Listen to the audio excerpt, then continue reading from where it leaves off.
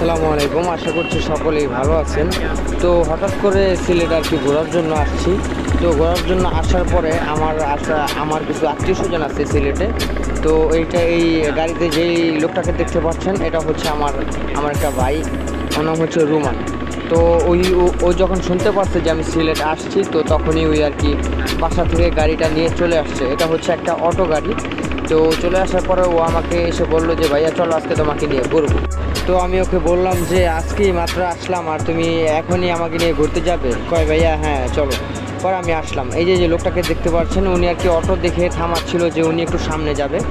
তো আমি ওকে বললাম যে নিয়ে নাও, আমরা যেহেতু ঘুরতে যাচ্ছি। আমরা আসলে ও আর কি কোনো গাড়িতে কোনো প্যাসেঞ্জার নেবে না যদিও। তারপর আমি ওকে বললাম যে ঠিক আছে, ওকে ওনাকে নিয়ে নাও। তো ওনাকে নিলাম। নেওয়ার পরে আর কি একটু সামনের দিকে যাচ্ছিলাম। তো উনি দেখেই বুঝতে পারছে যে আমি ভিডিও করতেছি।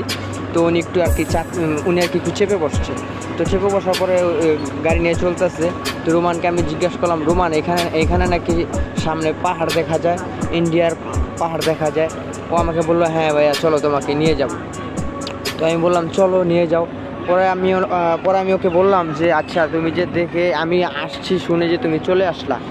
তো চলে আসার পরে আমি ওকে বললাম যে তুমি চলে আসছো, তুমি যদি আজকে কাজে বের হইতা তো সেই ক্ষেত্রে মনে কর যে তুমি 1200 থেকে 1500 টাকা ইনকাম করতে পারতা।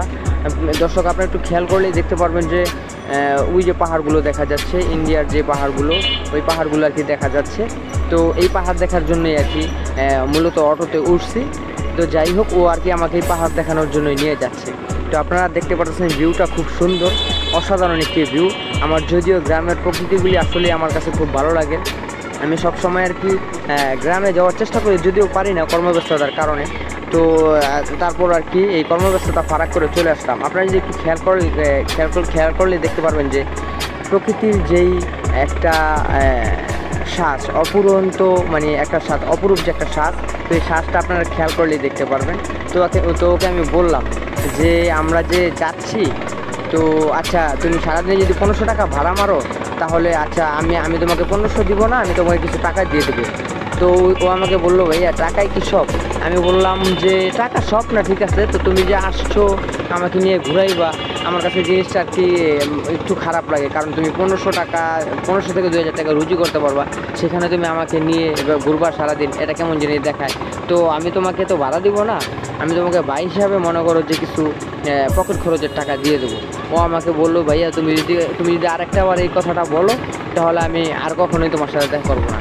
তো আমি ওকে বললাম আচ্ছা ঠিক আছে, ওকে ফাইন।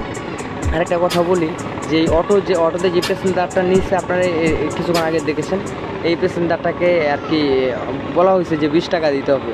পরে প্যাসেঞ্জারটা বলছে যে আচ্ছা ঠিক আছে আমি 20 টাকাই দিব। এটা হয়তো 10 টাকার ভাড়া, এখানে আমি ওকে নিষেধ করছি যে টাকাটা নিও না। তো ওই বলছে